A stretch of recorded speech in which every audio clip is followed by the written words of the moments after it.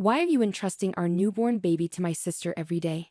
My husband's call interrupted my day. His usually calm voice was tinged with unexpected anger. Rapidly, I sought to dispel the misunderstanding. Our daughter is at home, sleeping, I assure him. Surprised, his tone shifted. Really? He exclaimed. Confusion enveloped us both as questions arose. I'll speak with my sister-in-law to uncover the truth, I resolved.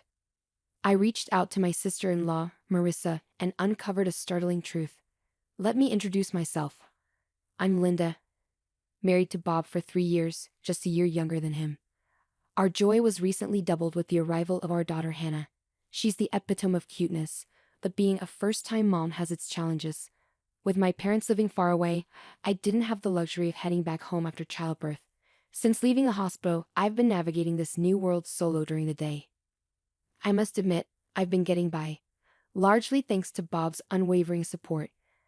Despite his long work hours, he's always there for Hannah and me, never once complaining. His gentle demeanor eases any parenting stresses I encounter. Whether it's struggling to soothe Hannah to sleep or tending to her cries in the dead of night, his presence has been a lifeline, and I'm immensely grateful for it. So you can imagine my shock when he called, his voice laced with unexpected frustration. Linda. Mom just called me. What's going on? He demanded.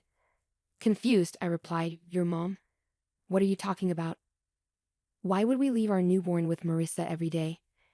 His mention of Marissa caught me off guard. She's Bob's sister, residing just a short walk away with their parents.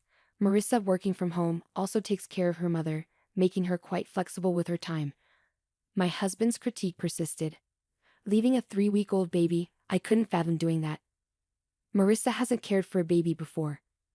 I get that you're tired post-birth, but you should have talked to me before entrusting her to Marissa, he expressed, his worry palpable.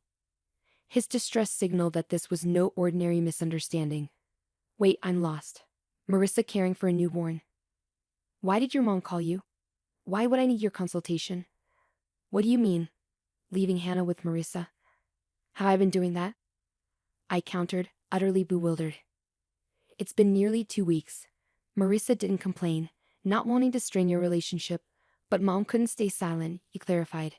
Bob's revelation stunned me. It was a narrative I had no recollection of, with my daughter right beside me. With numerous questions swirling, I prioritized clearing the confusion. Swiftly, I assured him, our daughter's at home, asleep. She's right here with me. Bob's astonishment resurfaced. What do you mean? He inquired. I'm just as confused as you are. Honestly, I've been following the advice to keep newborns indoors, so besides medical appointments, I haven't been anywhere. I haven't even visited your family's house, and it's been a while since Marissa came over after Hannah's birth, I clarified. Then whose baby is Marissa caring for? Bob pondered aloud. I wish I knew. Why would Marissa fabricate looking after our baby? Each question seemed to spiral into another, leaving us both puzzled. As the lunch break chimes sounded through the phone, I made a decision. I need to speak with Marissa. I want to understand why she might concoct such a lie. If there's a misunderstanding and she thinks she's caring for Hannah, that's concerning. I'll also call Mom, I announced. Bob paused before expressing his regret. I'm sorry for doubting you. I was just really worried about Hannah. It's all right. You're concerned about Hannah, aren't you? Besides, when I told you she's right here, you didn't doubt me. You trusted me, I comforted him. After our call ended, I wasted no time dialing my sister-in-law's number. Marissa, do you have a moment? There's something I need to discuss, I started. Linda, I need to talk to you too, Marissa replied. Marissa and Bob are close in age, which is why she's the same age as me despite being my sister-in-law. We've always had a good relationship, even going out together when I was dating Bob. So, it puzzled me why she hadn't mentioned anything about this situation. I couldn't fathom why she would fabricate such a story. Well, now's a good time. Bob just filled me in. Marissa, what's this about you looking after Hannah? I haven't left her with anyone, I questioned, bewildered. Marissa's surprised voice followed, accompanied by the sound of a crying baby. It seemed she was indeed tending to an infant. Listening to Marissa's reaction, a realization dawned on me. Marissa wasn't fabricating anything, she genuinely believed she was caring for Hannah. To dispel her misconception, I began to explain the truth. To dispel her misconception, I began to explain the truth. Hannah's right here with me, fast asleep. I'm really baffled by all of this.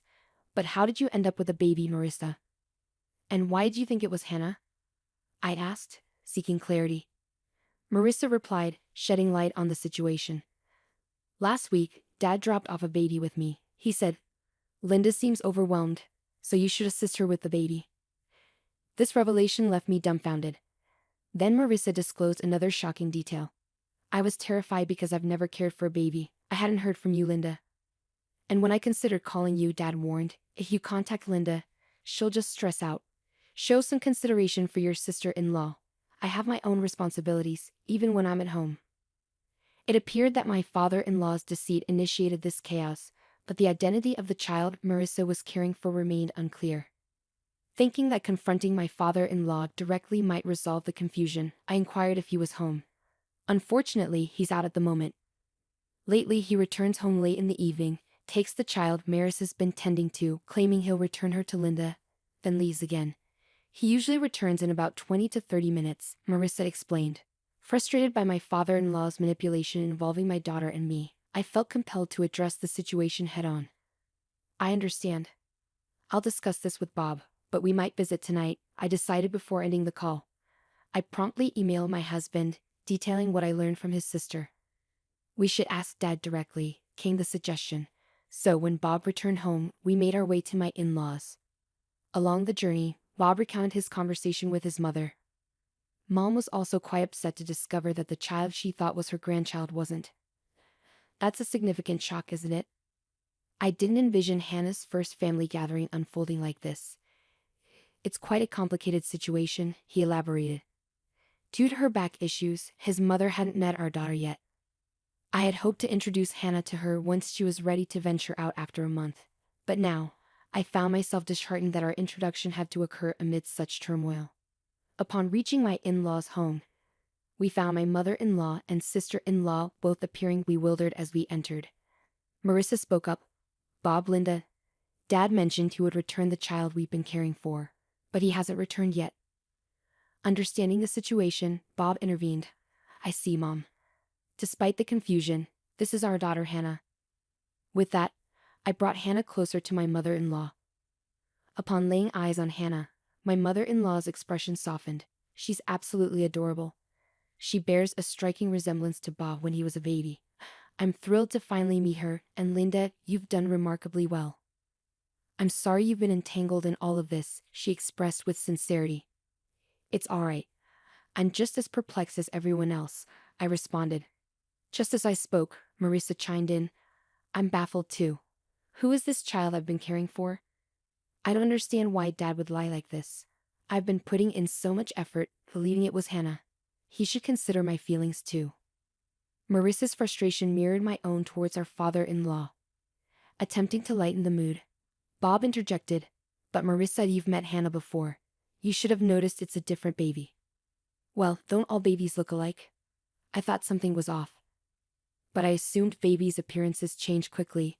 Marissa hastily defended herself. At that moment, our father-in-law returned. I'm back. Wait, why are Bob and Linda here? Our father-in-law's panic was palpable.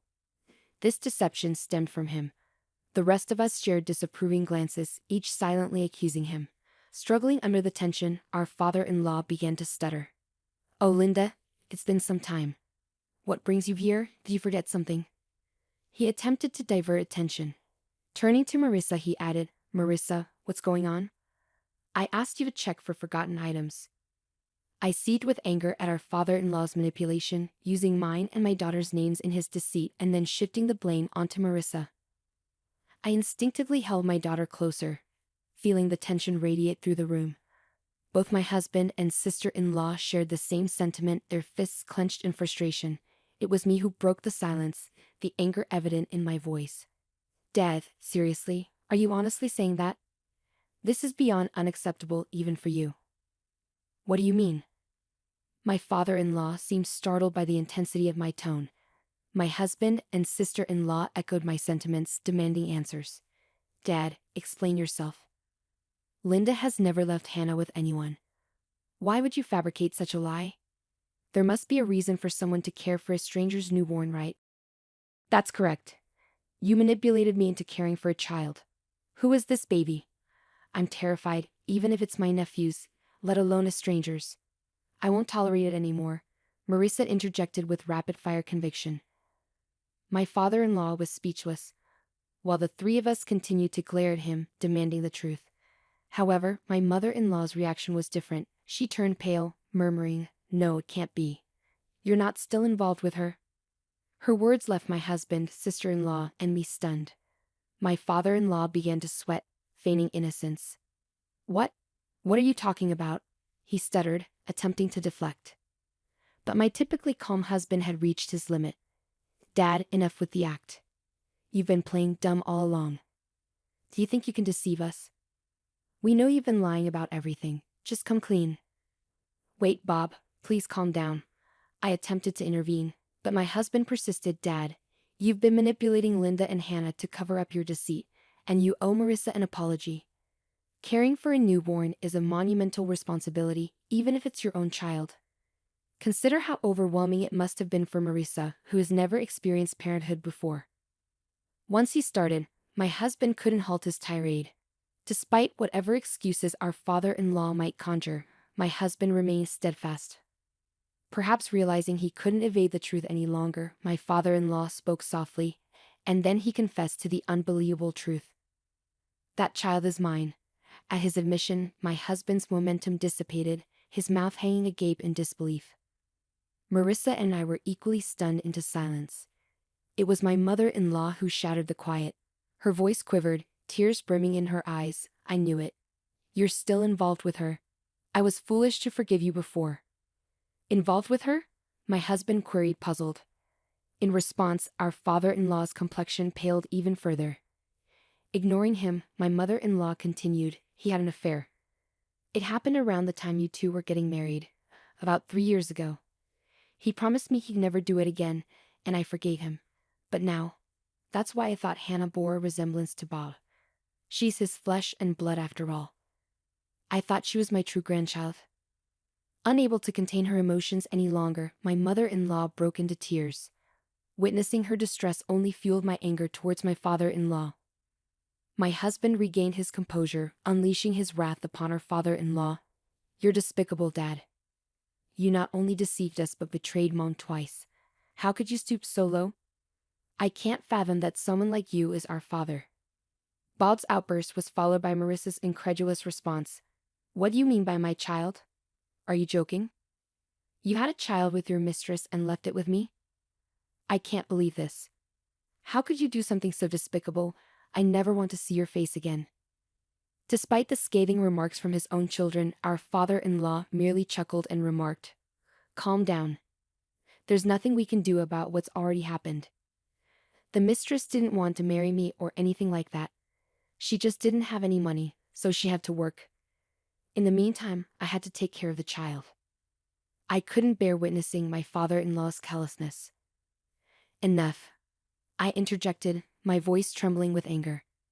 This isn't a laughing matter. A life has been brought into this world. Do you grasp the gravity of that at your age? My father-in-law seemed taken aback, losing his balance and falling onto the ground. However, instead of offering assistance, Bob and Marissa hurled insults. You worthless old man, you're no longer our father. I can't even stand to look at you. Get out of our sight, they exclaimed. Even faced with their fury, my father-in-law attempted to downplay the situation, saying, "Don't say such things." My lips tensed as I stared daggers at my father-in-law. I no longer have the patience to tolerate someone like you.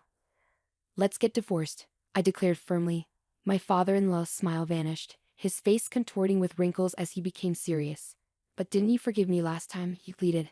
However, his attempt at manipulation was futile.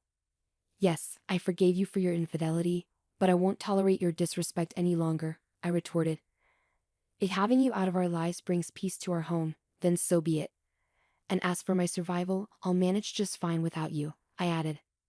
As my father-in-law clung to my mother-in-law's feet, I watched him with disdain. Bob and Marissa mirrored my sentiments, their gazes cold and unwavering.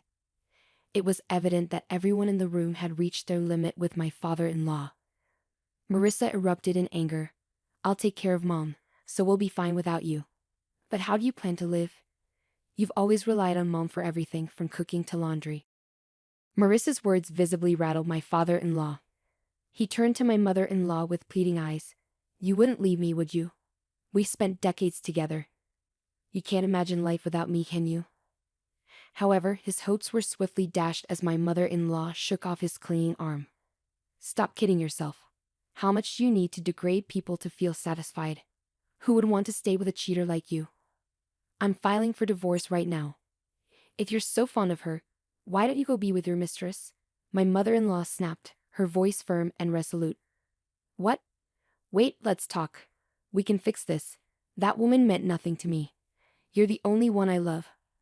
My father-in-law pleaded, clutching onto my mother-in-law once more, but he was met with another wave of Marissa's fury. Talking to someone who refuses to acknowledge their mistakes is pointless. We're leaving this place soon, and Mom is coming with us. Until we're gone, stay away from home, Dad. I never want to see you again. Now get out. Marissa demanded, attempting to forcefully escort my father-in-law out. When he refused to budge, Bob had to physically drag him away. Please wait. Give me another chance, just one more. My father-in-law pleaded until the very end, but his pleas fell on deaf ears as nobody paid him any attention. As Marissa had foreseen, my father-in-law's life spiraled into chaos. Struggling to manage even the simplest tasks, he found himself unable to tolerate the growing clutter and filth in his home. Desperate for assistance, he turned to his mistress, only to be met with rejection at her doorstep. It appeared she had no intention of marrying him either. With no one left to care for the children, his mistress was unable to work, leading to financial strain. She began pressing my father-in-law for alimony, even resorting to legal action to secure child support. Meanwhile, my sister-in-law and mother-in-law relocated to an apartment not far from ours. As over a month had passed since Hannah's birth, I started visiting them more frequently, accompanied by Hannah. I maintained my amicable relationship with Marissa, acting as if nothing had changed, and my bond with my mother-in-law remained strong. Moving forward, I'm determined to raise my daughter to the best of my abilities, with the support of my husband, sister-in-law, and mother-in-law by my side.